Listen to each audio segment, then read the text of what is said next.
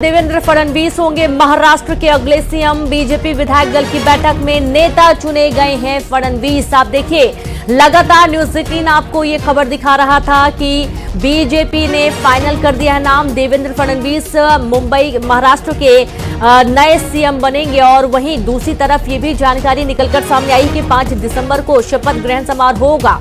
और अब बीजेपी विधायक दल की बैठक में नेता चुने गए हैं फडणवीस। और अब देवेंद्र फडणवीस को महाराष्ट्र की कमान एक बार फिर से मिलेगी। और ये बड़ी खबर है। देखिए, आप कुछ खास तस्वीरें आपको दिखा रहे हैं। जब विधायक दल की बैठक के दौरान ये नाम फाइनल हुआ है। हालांकि पहले से ही कई सारी संभावनाएं इनके नाम को लेकर बनी हुई थी।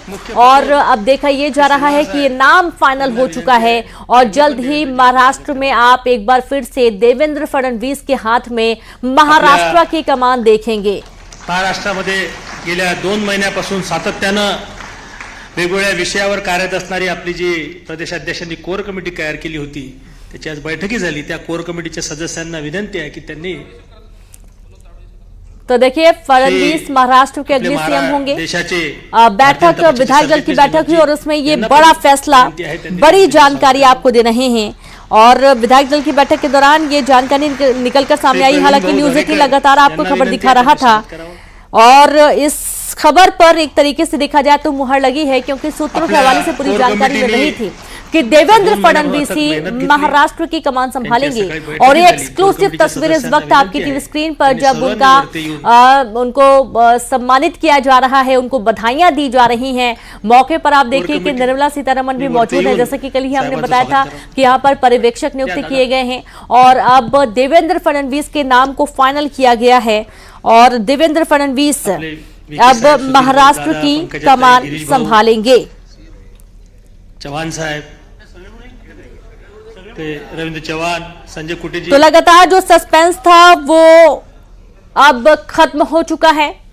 ये तस्वीरें आपके सामने हैं। विधायक दल की बैठक हुई। बीजेपी विधायक दल की बैठक के दौरान विजय चौधरी नाम फाइनल हुआ है, नेता चुने गए हैं देवेंद्र फडणवीस। और अब बीजेपी विधायक दल की बैठक के दौरान फडणवीस के नाम को फाइनल होने के बाद आप देखिए कि उन्हें बाकी प्रक्रिया बधाइयां दी जा रही हैं। सभी को स्वागत करने का अवसर रुक के बाद में मिलेगा, तो बैठे रहेंगे अपने स्थान। और जल्द ही शपथ ग्रहण का जो आयोजन है वो भी होने जा रहा है। जानकारी है कि 5 दिसंबर को शपथ ग्रहण कार्यक्रम होगा, जिसमें देवेंद्र फडणवीस मुख्यमंत्री पद की शपथ लेंगे। साथ में 2 डिप्टी सीएम भी होंगे जो कि शपथ लेंगे, यानी कि सिर्फ 3 ही शपथ ली जाएंगी। और 5 दिसंबर 2024 महाराष्ट्र के लिए एक बहुत ही खास दिन रहने वाला है, जब एक बार फिर देवेंद्र फडणवीस के हाथों में महाराष्ट्र की कमान आने वाली है।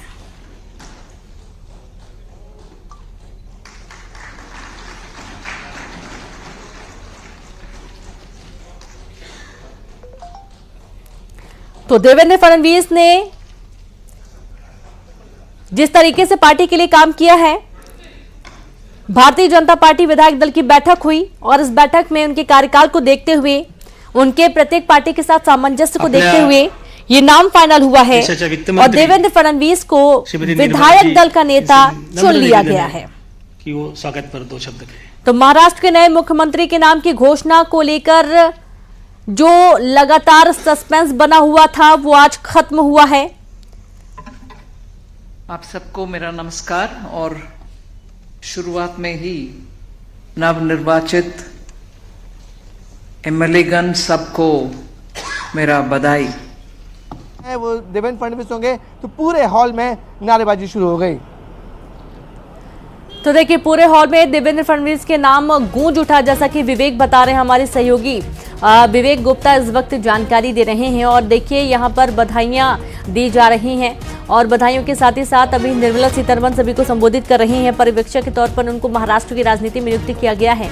और दूसरा सबसे खास पहलू ये है कि जो 2 डिप्टी सीएम होंगे उसमें भी एकनाथ शिंदे का नाम फाइनल, सूत्रों के हवाले से जानकारी मिली कि फाइनल हुआ है। और बाकी दूसरे डिप्टी सीएम का नाम अभी भी संशय बना हुआ है। देखना यह है कि ये भी परिस्थितियां कब तक स्पष्ट हो पाती हैं।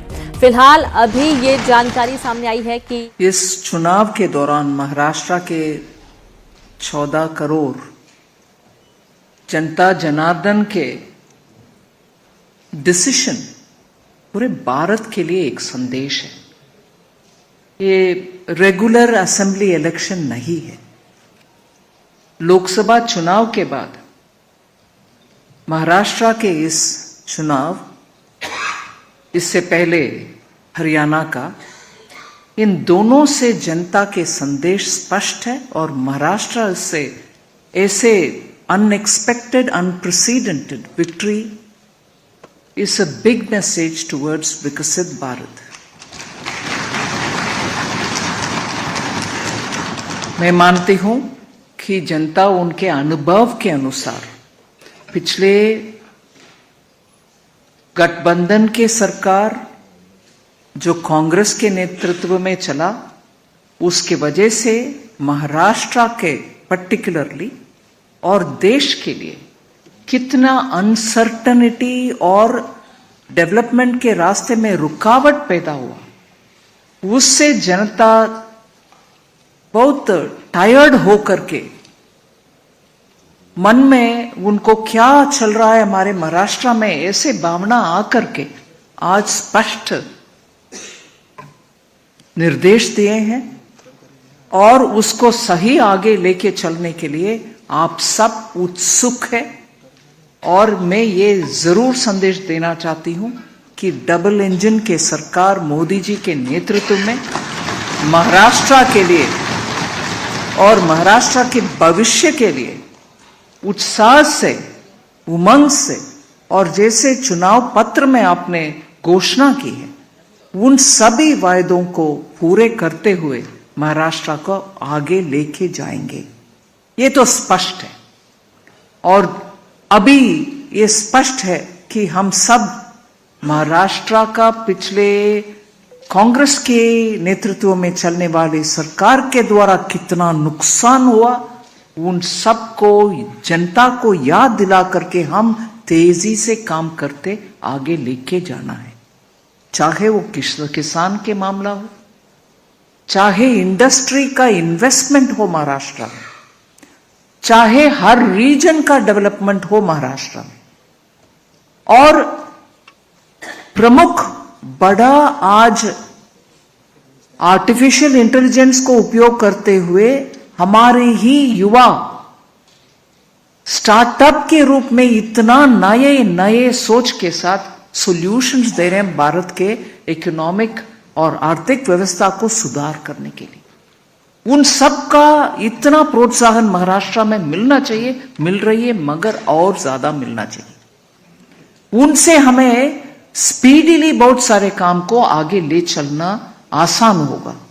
महाराष्ट्र फाइनेंशियल कैपिटल मुंबई है, देश का फाइनेंशियल कैपिटल मुंबई, और फाइनेंशियल वर्ल्ड में स्टार्टअप के इतनी कंट्रीब्यूशन दुनिया में एक देश हम जैसे नहीं है जहां फिनटेक में हम सामने नंबर 1 के पोजीशन में आ रही।